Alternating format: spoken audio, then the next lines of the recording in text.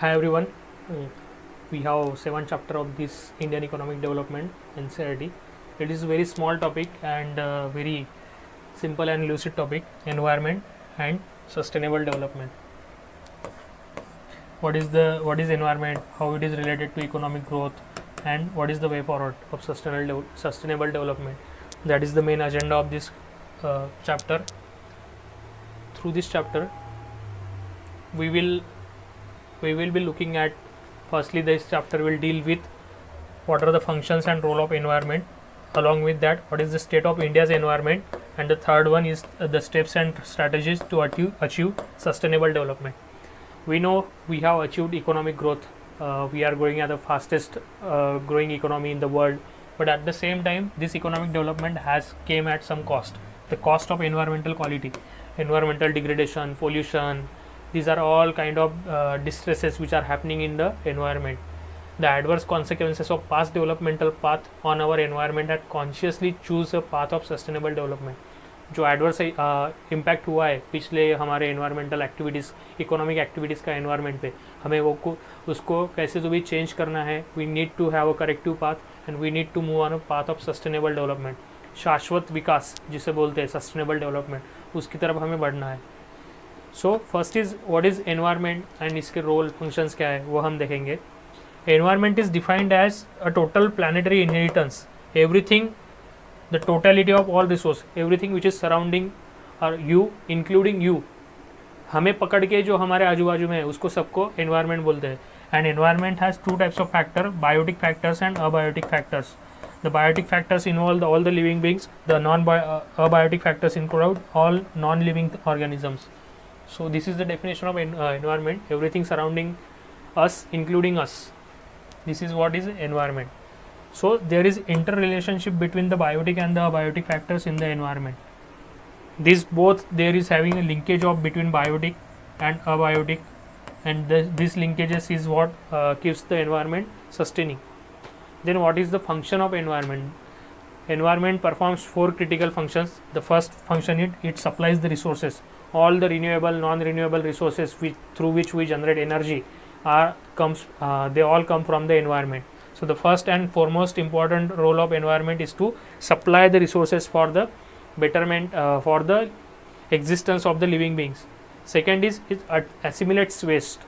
जो भी waste generation होता है through human activities, through living activities, through degradation of non living humans, non living beings, वो सारा जो डिग्रेडेशन होके जो एक्टिविटी बनता है, जो वेस्ट बनता है, उसको एसिमुलेट करके वहाँ से फिर से resource banana. So this cycle of resource generation and assimilation of the waste, this is the function of environment. Thirdly, it sustains the life by providing genetic and biodiversity. So जितनी भी different varieties है, जितना भी flora है, जितना भी fauna है, animals है, प्लांट्स है, ये सारे डिफरेंट जेनेटिक डाइवर्सिटी है. Because of that diversity it's leads to cross fertilisation, hybridisation. उसके बाद we can say that fertilisation, cross fertilisation होता है, and because of that it sustains life. जो लाइफ है that is still sustaining on the planet. As far as we know, Earth is the only planet on which life is sustaining currently. Then fourth is aesthetic purpose. Environment also gives us scenic beauties, scenic views. So that is the next function of environment, to provide aesthetic beauty.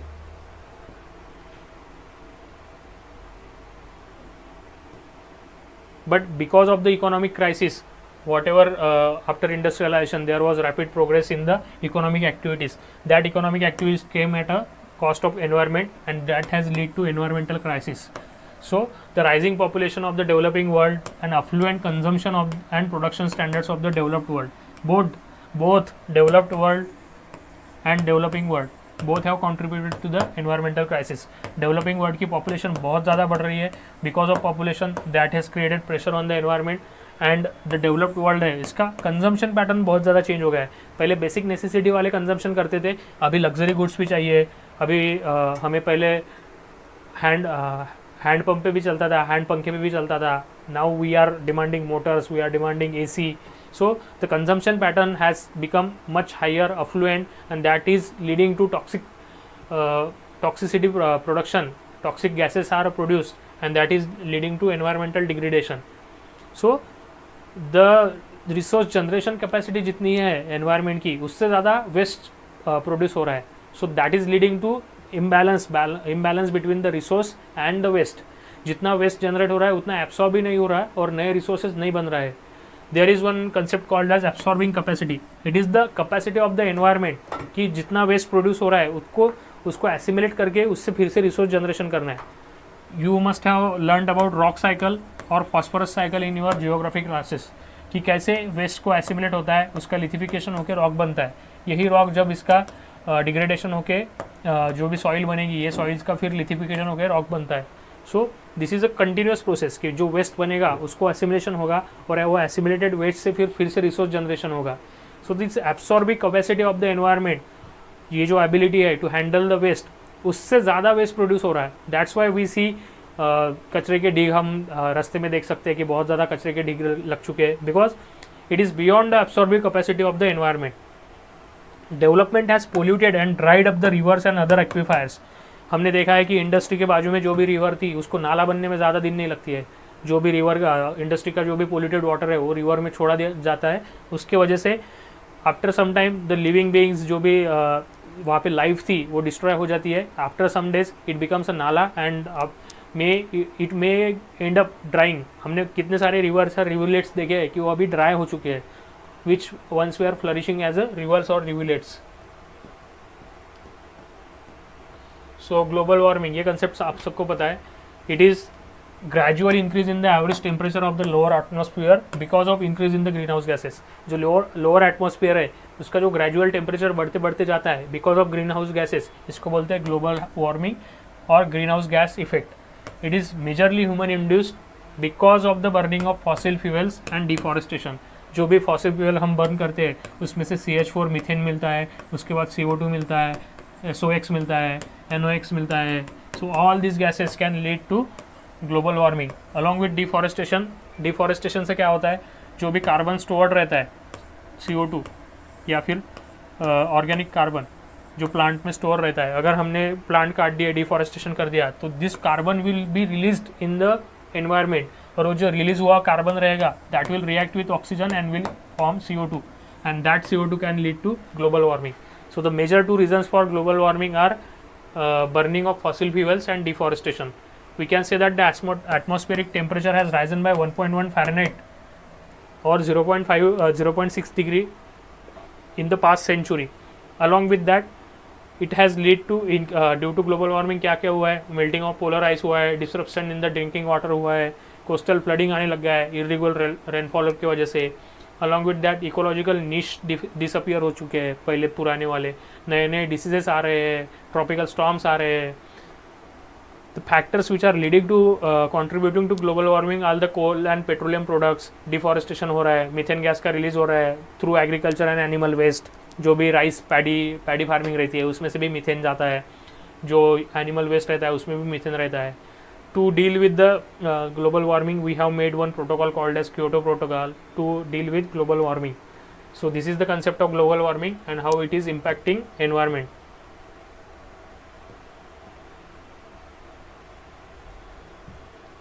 So because of the degraded environmental quality, it impacts the health of the patients, health of the workforce.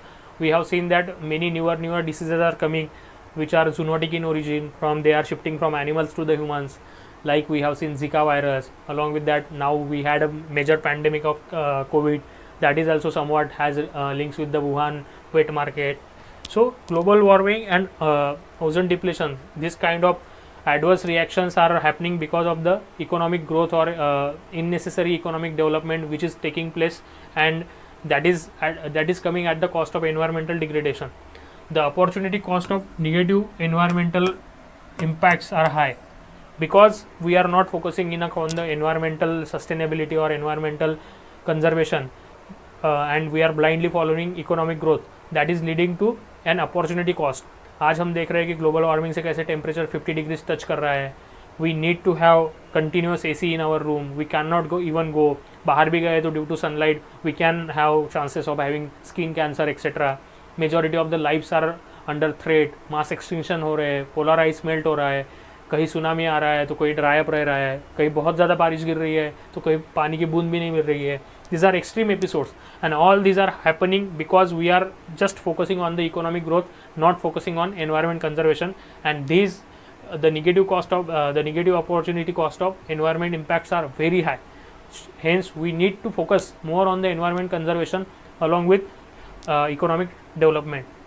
Pollution was within, जब pollution within capacity था अब्सॉर्बेड limit का, तब ठीक था, लेकिन now the pollution has जो भी अब्सॉर्प्टिव capacity है उससे बढ़ गया है. That's why we see more of air pollution, noise pollution, water pollution, and through that pollution majority of the diseases are developing. What is ozone depletion? जो हमारा stratosphere है उसमें एक ओजोन लेयर है, and because of there is reduction in the amount of ozone in the stratosphere, और उसको कहते हैं ओजोन डिप्लीशन. एंड वो क्यों हो रहा है? Because of chlorine and bromine compounds like chlorofluorocarbons which are used as a cooling substance. जो एसी है उसमें जो कूलिंग सब्सटेंस यूज़ किया जाता है, उसके वजह से ये जो CFCs है ये रिएक्ट करते हैं ओजोन के साथ, and this ozone is converted into O2 plus nascent oxygen, which will again deal with another CFC molecule. That this chain of reaction will happen and that will lead into ozone depletion. और जो अपर stratosphere में एक ozone का layer था उसमें कहीं तो भी एक होल गिरेगा, and through this hole the sun rays of sunlight will come directly to India, and that will this UV rays. ये ओजोन का काम क्या रहता है? जो भी एटमॉस्फेयर में रहता है, स्ट्रेटोस्फीयर में, वहाँ से जो सनलाइट आ रहा है उसमें से जो भी हार्मफुल UV रेज रहते हैं उसको एब्सॉर्ब करके लेता है, उसको टेरेस्ट्रियल इंडिया तक, उसको लैंड तक पहुंचने नहीं देता है. लेकिन because there is ozone depletion, there is hole, this UV rays directly come to the land and they impact, they have harmful effects like it can cause cancer, skin cancer. Along with that, it will lead to lower production of the phytoplankton, and growth of terrestrial plant will also reduce. Skin cancer, phytoplankton का production कम रहेगा, and growth of terrestrial plants भी impact करेगा. To control the ozone depletion at the international arena, we have come up with Montreal protocol to phase out all the CFC, chlorine and fluorine containing जो भी compounds है उसको हमें eliminate करना है from our cooling system.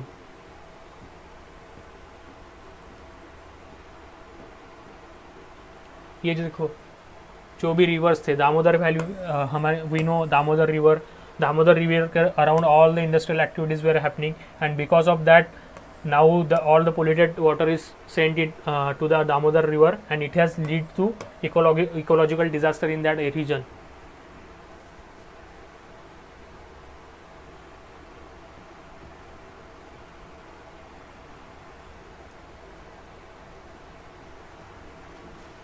Population explosion हो चुका है, बहुत ज़्यादा पॉपुलेशन बढ़ने लग गई, इंडस्ट्रियल रिवॉल्यूशन हो गया तो आउटपुट ज़्यादा बढ़ गए, we have become more materialistic, more growth oriented.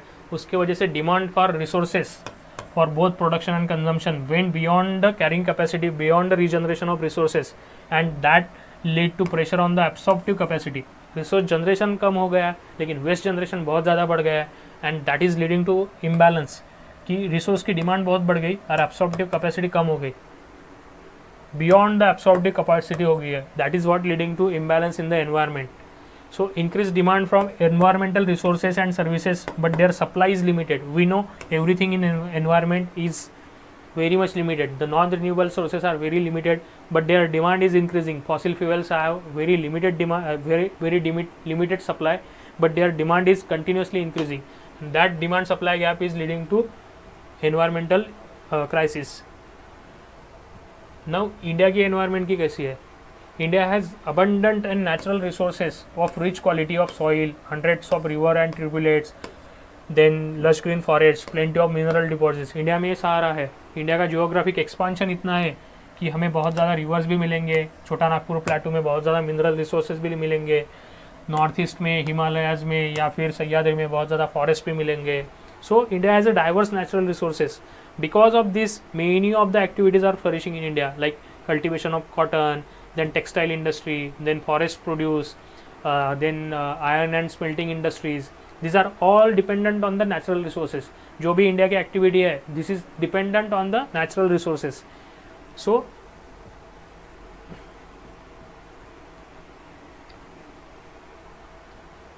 the Indian economy is mainly focused on the natural resources which are finite in, वो बहुत ज़्यादा limited है, and if we do not conserve them और sustainably exploit नहीं करेंगे तो that will become a disaster for India in the future. So Indian environment faces a dichotomy: the threat of poverty induced environmental degradation and the threat of pollution from affluence and the rapidly growing industrial sector. India हम एक middle income trap में country फंस गई है ऐसा बोल सकते हैं.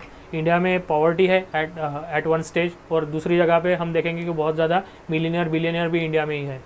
तो it is a dichotomy. Environmental degradation दोनों जगह से हो रहा है. जो पॉवर्टी जो people are living in below poverty, they are exploiting the natural resources so that they can have a food of 2 times. We know tribal peoples, they mostly live on the forest produce.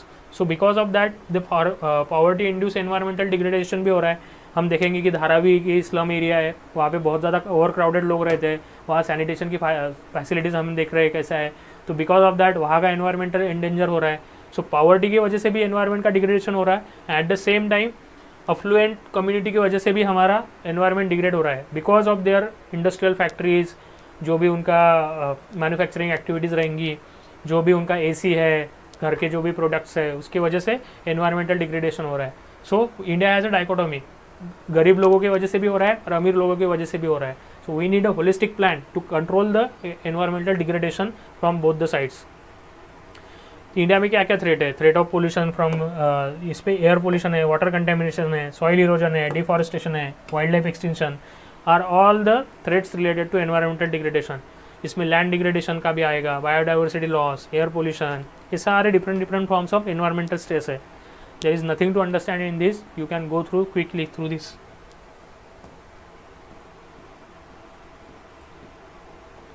The unstable use and the inappropriate management practices, they are complementing the environmental degradation.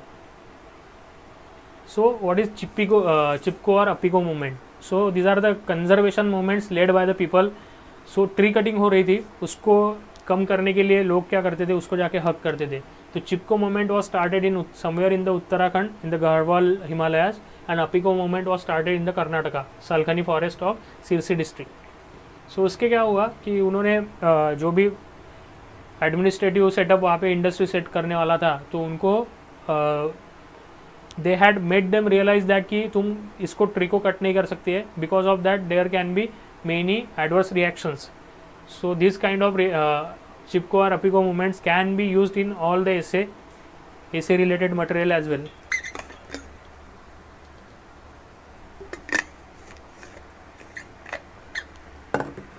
So community based conservation of environment is a great idea which is shown here, कि उसके through आप कैसे community से engage कर सकते हो and you can save the environment.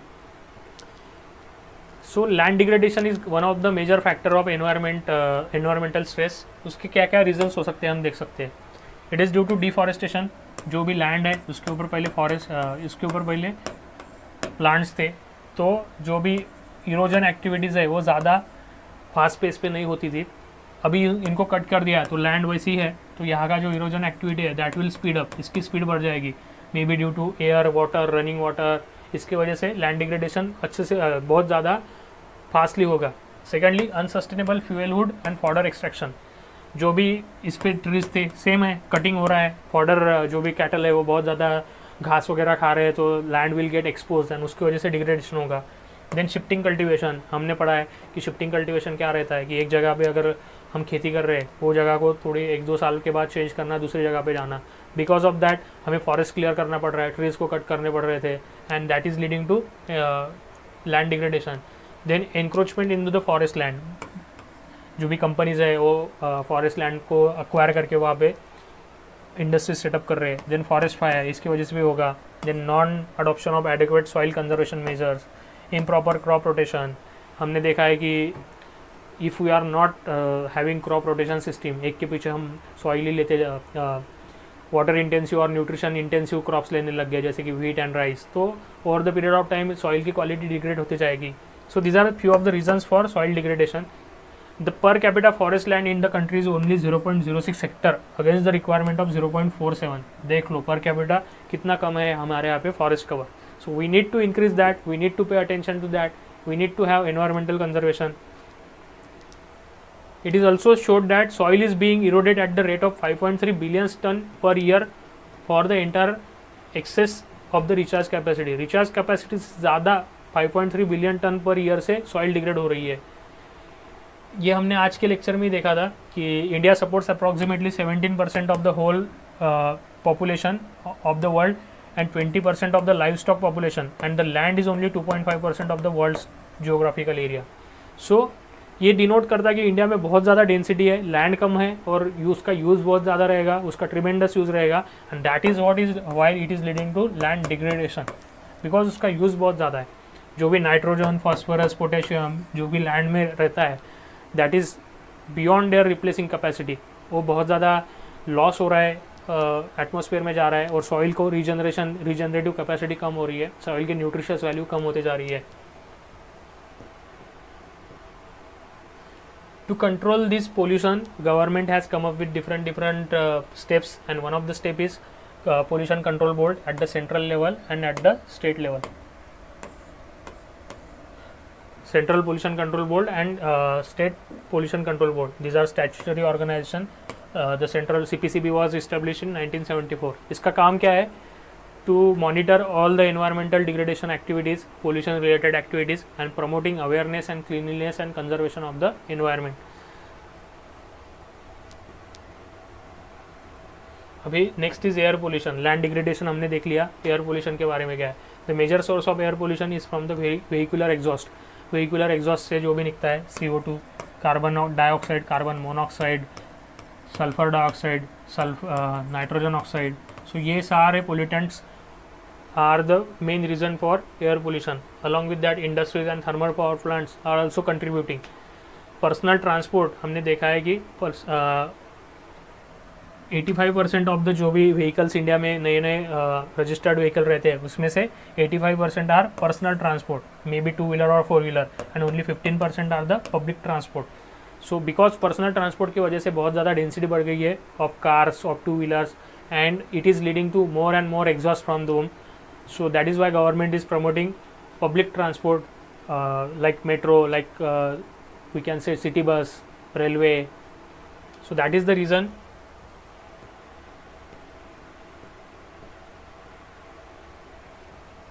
So hence we need to consciously adopt a path of sustainable development.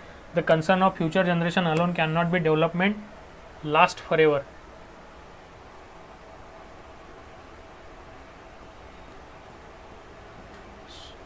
सो हमने ये तो देखा कि इकोनॉमिक क्राइसिस हो रहा है and because of economic growth environmental crisis हो रहा है. लेकिन अगर हमने यहाँ पे अभी स्टेप्स नहीं लिए to conserve the environmental crisis, अगर आज स्टेप्स नहीं लिए तो हमारी जो नेक्स्ट जनरेशन है वो पूरी वेस्ट जाएगी, उनको ज़्यादा रिसोर्स नहीं रहेंगे. करंट जनरेशन ही इतने ज़्यादा heat stress, cold stress, different environmental calamities face कर रही है, तो नेक्स्ट जनरेशन का तो आप सोचो उनके साथ कैसे होगा. That's why concept of sustainable development has been much popular. आप अगर न्यूज़पेपर पढ़ते होंगे तो हर दूसरे तीसरे दिन कहीं ना कहीं सस्टेनेबल डेवलपमेंट मतलब शाश्वत विकास, ये कंसेप्ट आप बहुत बार सुने होंगे. सस्टेनेबल डेवलपमेंट मतलब क्या है? सस्टेनेबल डेवलपमेंट मतलब आपको डेवलपमेंट तो करना है लेकिन विदाउट कॉम्प्रोमाइजिंग द कैपेसिटी और opportunities of the future generation. जो नेक्स्ट जनरेशन है उनको हमें उनकी लाइफ हेल नहीं बनाना है. हम जितना भी डेवलप करना है करो लेकिन उनके लिए बचा के रखो, उनका जो हिस्सा है वो उनको देना है. We are just a loan, we are just taking a loan from the environment. हमारी खुद की एनवायरनमेंट हमारा खुद का नहीं है, we are just living on the loan. हमारा जो नेक्स्ट जनरेशन है उनको देना ही है. That is our first, that is our moral responsibility. So development that ignores the repercussion on the environment will destroy environment that sustains life form. अगर हमने इस पे डेवलपमेंट पे ही बहुत ज़्यादा फोकस किया, एनवायरनमेंट पे फोकस नहीं किया, तो one day the life form which is sustaining on the this planet will not be there, it will get destroyed. So development that will allow all future generations to have a potential average quality of life that is at least as high as which is being enjoyed by the current generation. जितना quality of life आज हम enjoy कर रहे हैं उतना तो at least हमारे future generation ने एंजॉय करना चाहिए. So that is what is called as sustainable development. So UNCED का जो कॉन्फ्रेंस था, United Nations conference of environment and development, इसमें सस्टेनेबल डेवलपमेंट को डिफाइन किया था, development that meets the need of present generation without compromising the ability of future generation. हमारे जो need है वो तो हमें कंप्लीट करना है, but without compromising the needs of upcoming generation. That is what is called as sustainable development. UNCED in its report Our Common Future has defined that meeting the basic needs of all and extending all the opportunities to satisfy their aspirations for better life. हमें एक better life जीना है, current generation को भी और next generation को भी एक chance देना है that they will have a better life. और ये कैसे होगा? ये किया जाएगा करंट जनरेशन में बाय रीडिस्ट्रीब्यूटिंग इनइक्वालिटी जो है, haves and have not, poor और अमीर के बीच में जो भी इनइक्वालिटी है उसको कम कैसे करेंगे? By redistributing the resources. Poor को ज़्यादा देना है, अमीर को कम देना है. Secondly, increasing the material standards of living of the poor at the grass root level. That is what is mean by redistribution. Along with that will help in reducing absolute poverty. अगर उनका standard of living बढ़ गया तो that will lead to reducing their poverty.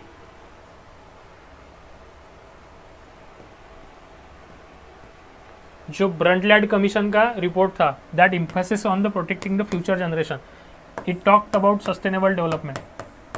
This report suggested that hand over the planet earth in a good order to the future generation. हमारी जो next generation आएंगी उनको हमें कुछ टूटा फूटा या फिर एनवायरमेंटल क्राइसिस से गुजरता हुआ प्लैनेट नहीं देना है, हमें उन्हें एक सस्टेनेबल प्लैनेट देना है जो कि that will guarantee them at least basic average quality of life.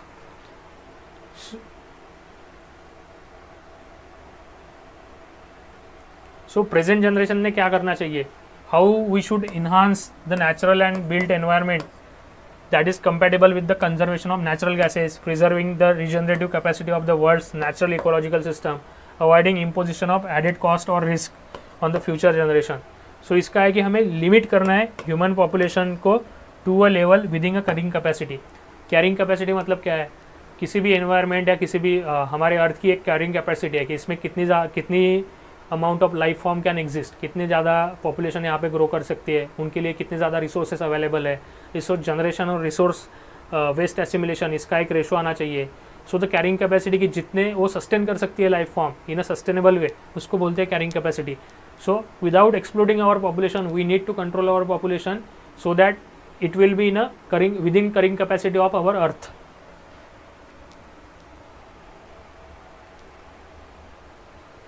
Apart from that, we need to have technological progress to become more input efficient. Come resource में ज़्यादा आउटपुट कैसे निकालना है वो हमें सीखना पड़ेगा. देन रिन्यूएबल एनर्जी को बहुत ज़्यादा यूज़ करना पड़ेगा on a sustainable basis. We need to phase out coal, we need to phase out fossil fuels. जो बहुत ज़्यादा पोल्यूटेड इंडस्ट्रीज़ है उनको फेज आउट करके वहाँ पे रिन्यूएबल एनर्जी के सोर्सेस लाना पड़ेगा. थर्मल पावर प्लांट्स को कम करना पड़ेगा. ग्रीन एनर्जी को बहुत ज़्यादा बढ़ावा देना पड़ेगा. Non renewable energy should resources को जो भी है उनका rate of depletion should not exceed the rate of creation. वही बोला कि रिसोर्स जनरेशन से उसका कंजम्पशन रेट ज़्यादा नहीं रहना चाहिए, वो कम रहना चाहिए. Secondly, fourth is pollution should be corrected. ये सारे गोल्स पकड़ के यूनाइटेड नेशंस डेवलपमेंट में यूएन में एक 17 गोल्स दिए गए थे, उसको बोलते हैं sustainable development goals. And these goals range from different arena like education, health, sanitation, underwater, above air.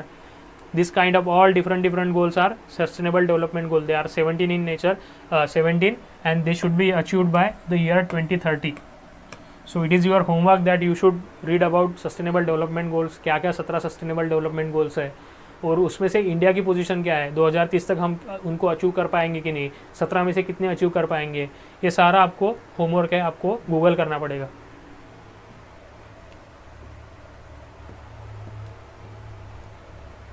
सो अगर सस्टेनेबल डेवलपमेंट हमें करना है, शाश्वत विकास अगर करना है, तो उसके लिए क्या हमारी स्ट्रैटेजीज क्या क्या रह सकती है? First is use of non conventional sources of energy. जैसे हमने बोला कि फॉसिल फ्यूल्स हो गया, कोल हो गया, थर्मल पावर प्लांट्स हो गया, जो नेचुरली हम यूज़ करते हैं वो हमें फेस डाउन करना है. उसके जगह पे हमें ग्रीन एनर्जी लानी है. जैसे कि we can say that biogas, then hydrogen gas, hydrogen energy.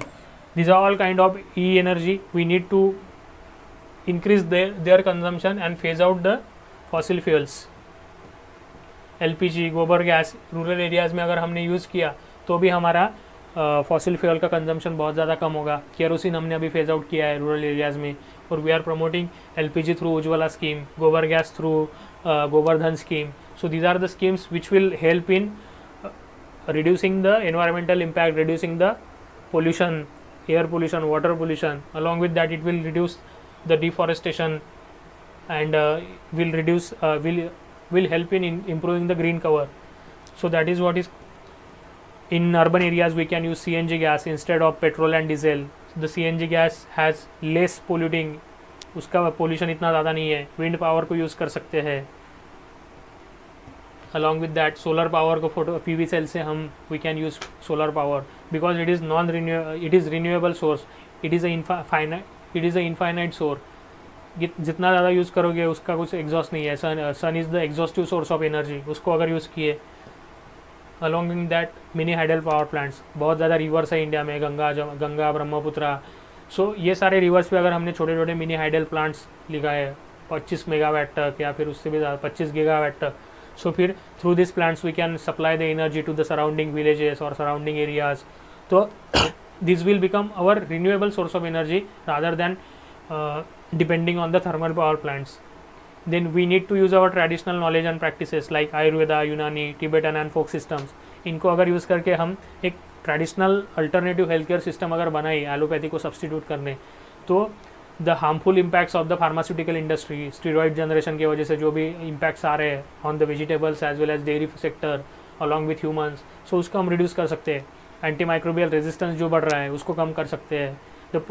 Hazardous chemical जो भी इंडस्ट्री के थ्रू इंडस्ट्रीज रिवर्स में जा रहे हैं उसको कम कर सकते हैं. If we develop traditional knowledge practices along with that bio composting, fertiliser जो भी हम यूज़ करते हैं, पेस्टिसाइड यूज़ कर सकते हैं, उनका अगर यूज़ रिड्यूस करना है because that leads to eutrophication. बहुत ज़्यादा ओवर यूज़ हो गया तो रनिंग वाटर ख़राब होता है, अंडरग्राउंड वाटर टेबल ख़राब होता है, सॉइल की क्वालिटी ख़राब होती है. If we start using bio composting और बायो वर्मिंग, तो उसके वर्मी कल्चर अगर किया तो that is a sustainable way. उसके मैन्योर भी मिलेगा, ऑर्गेनिक फार्मिंग को भी प्रमोट मिलेगा, जीरो बजट नेचुरल फार्मिंग भी होगा, and that will lead to less stress on the environment. Along with that biopest control में पेस्टिसाइड यूज़ नहीं करते हुए उसकी जगह पे दूसरा अगर कुछ यूज़ किया, जैसे अभी recently I had read one article कि जो कांग्रेस ग्रास है उस पर अगर कोई एक्सपेंसिव पेस्टिसाइड यूज़ नहीं भी किया तो चलेगा. If we sprinkle just lemon water along with salt, then that will also help in eliminating the congress grass at least for short span of time. So these are all sustainable ways which we need. All we need is to हमें जो non sustainable veg है उनको replace करके एक sustainable वे में बनाना है. If we can manage our economy in a sustainable way, so that will be a win-win situation for our generation as well as the next generation, and that is the goal of sustainable development. So this is what this chapter concludes. It talks about environmental sustainability, and there is a relationship between economic growth and environmental sustainability. Sometimes this can lead to reverse. जितना economic growth बढ़ेगा तो उतना environment sustainability कम रहेगी, जैसा कि after independence हमने देखा है.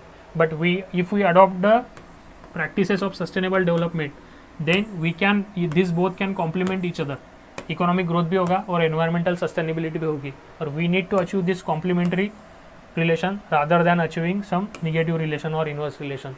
So that is the concept. Along with environmental sustainability, we need to have some, along with economic growth, we need to have environmental sustainability, so that all the practices are eco-friendly and they will lead to a better future for our generation as well as the next generation.